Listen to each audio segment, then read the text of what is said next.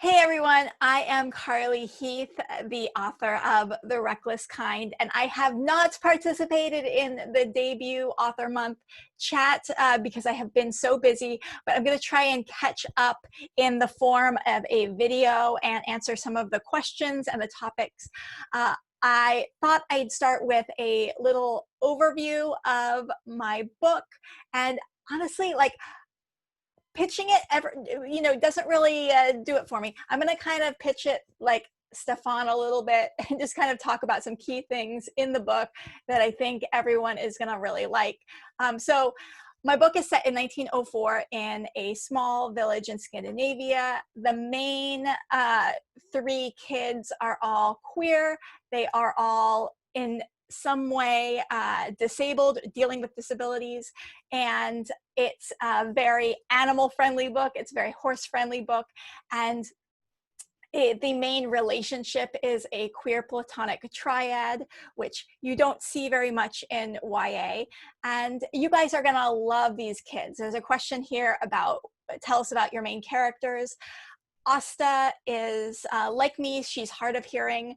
Unlike me, she has Waardenburg syndrome. So she has a very atypical appearance, and she is, I think, everyone's favorite character.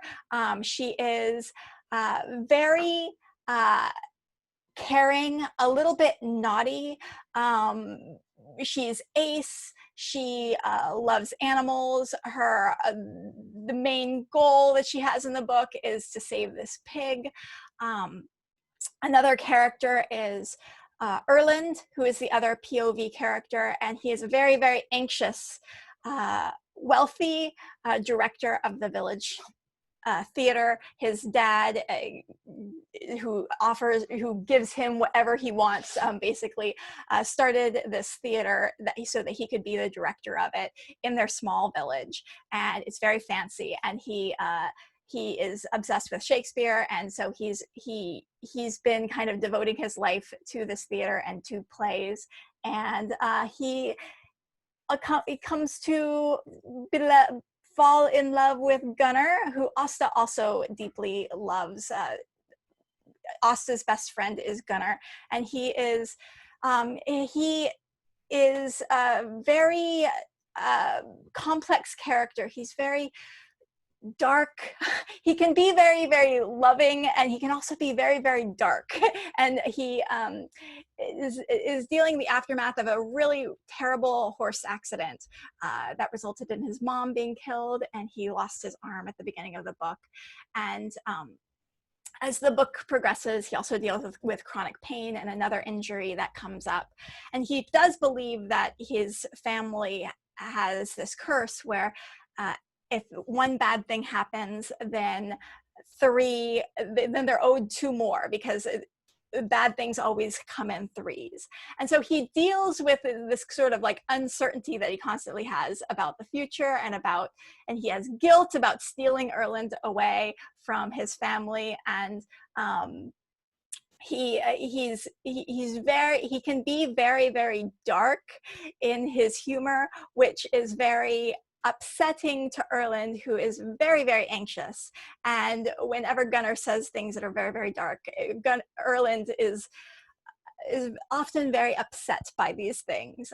But these three kids, they all deeply love each other, and their main goal in the story is to get enough money to save the Fuglestad's farms, whose Gunnar's family is the Fuglestads, and they have to train this filly for the winter horse race. And they do face a lot of challenges from the town, because these kids they just live their life their own way, and they do not care really about what other people think of them. And so they do face challenges from the town, who is 1904, rural Scandinavian village. So the town is very traditional, and the kids are living very non-traditionally. I don't want to make this video here super, super long.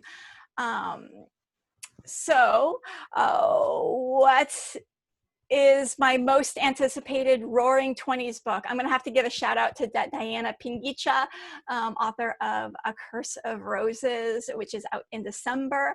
And I am really looking forward for you all to experience it, because I got to read that book while we were both on sub, and we both ended up getting our book deals around the same time. So Curse of Roses is a queer historical book set in Portugal, and it's really great.